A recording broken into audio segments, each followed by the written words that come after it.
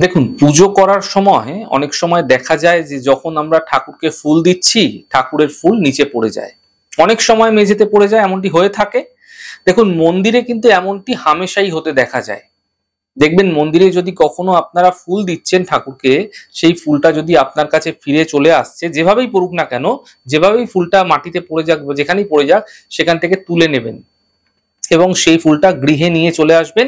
যদি বাড়িতেও হয়, বাড়িতে যেখানে পুজো দিচ্ছেন সেখানেও যদি হয়, তাহলেও কিন্তু আপনারা সেই ফুলটিকে তুলে আপনি যেই সদর দরজা দিয়ে বাড়ি থেকে বেরোন, বাড়িতে প্রবেশ করেন, সেই সদর দরজার উপরে ভিতর দিক থেকে আপনারা গোপনে সদর দরজার উপরে আপনারা রেখে দিন। আর অদ্ভুতভাবে দেখবেন এই ফুলটি রাখার পর থেকে কোনো না কোনো মিরাকেল জীবনে আপনি দেখতে পাবেন। অর্থনৈতিক ক্ষেত্রে হতে পারে বা যে কোনো ক্ষেত্রেই হোক না কেন, ভীষণভাবে কিন্তু সুফল মিলতে আপনারা দেখতে পাবেন আপনার জীবনে। তবে মাথায় রাখবেন, এই ফুলটি যেন শুকিয়ে না যায়। শুকিয়ে যাওয়ার আগেই কিন্তু আপনাকে বিসর্জন দিতে হবে।